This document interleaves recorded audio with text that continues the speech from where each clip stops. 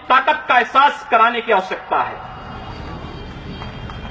ये कौन मौलाना हैदराबाद से बोलता है, कौन कहां से बोलता है, इसलिए बहुत चिंता मत करिए, क्योंकि बकरे की अम्मा कब तक खैर मनाएगी आप देखते रहिए बस।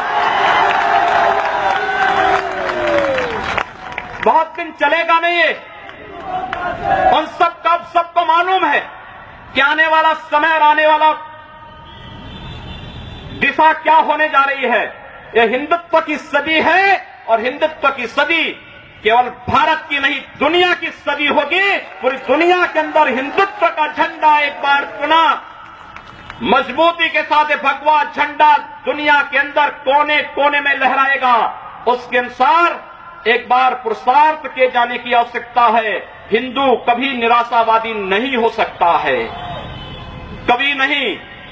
दुनिया के अंदर तमाम संस्कृतियां मिट गई, तमाम परंपराएं मिट गई, सब कुछ नष्ट हो गया, कोई पूछने वाला नहीं, इतिहास में नाम शेष हो गए।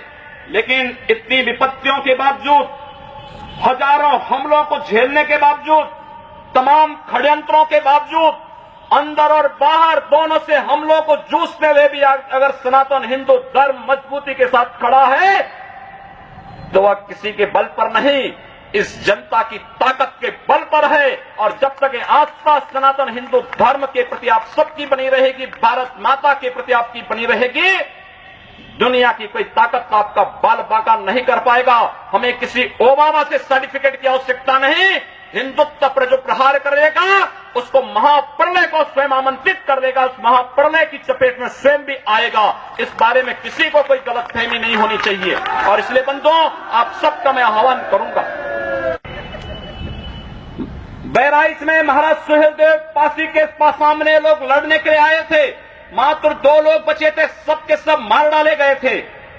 और 1971 में 95,000 पाकिस्तानी कायरों को किस तरीके से मुर्गा बना करके नाक रगड़ने के लिए मजबूर कर दिया गया था भारत के बहादुर जवानों के द्वारा। और अगर इसके बाद भी आंखें नहीं खुलती हैं तो एक बार पुनः देख ले अपनी ताकत को।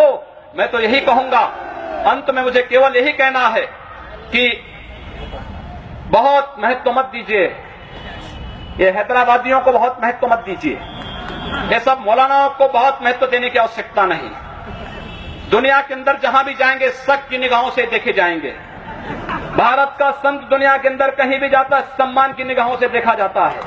पूरी दुनिया के अंदर जहां भी भारत की संत परंपरा जाती है।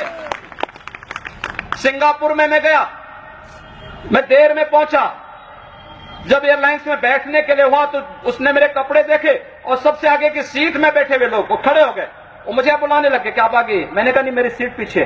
कहा नहीं आप आगे बैठिए। वहां की थाईलैंड में गए, वहां की बस में आगे की 2 सीट तो केवल संतों के लिए है, यानी मुफ्त में यात्रा आप करिए, जितनी यात्रा कर सकते हैं। दुनिया के अंदर कहीं भी आप जाएंगे भारत की संत परंपरा का सम्मान है और भारतीय नागरिकों का सम्मान है। यह भारतीयता की देन है। ओबामा जी, इसके लिए किसी से हम लोगों को सर्टिफिकेट लेने की आवश्यकता नहीं। हमारा प्रमाण हमारी विरासत है, हमें जो कुछ भी मिला है वह दुनिया के सामने है। लेकिन याद रखना, अगर कोई हिंदुत्व को छेड़ेगा तो वह मानवता की बर्बादी का संदेश होगा और कुछ नहीं होगा। हिंदुत्व दुनिया के अंदर सुख और शांति का प्रतीक है और विश्व हिंदू परिषद इसका नेतृत्व कर रहा है। विश्व सुरक्षा की गारंटी हो।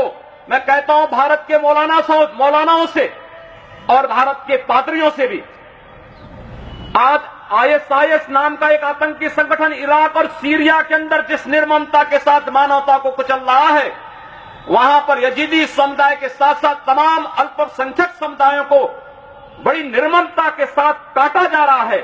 और यही नहीं, शिया मुसलमानों को भी मारा जा रहा है, उसी बर्बरता के साथ काटा जा रहा है। भारत के सब मौलाना मुंह बंद किए हुए हैं, क्योंकि इनको लगता है कि अगर ISIS के खिलाफ बोलेंगे तो वह एक प्रकार से इस्लाम के खिलाफ वक्तव्य होगा। क्या इस्लाम का स्वरूप या बर्बर स्वरूप है इस्लाम का?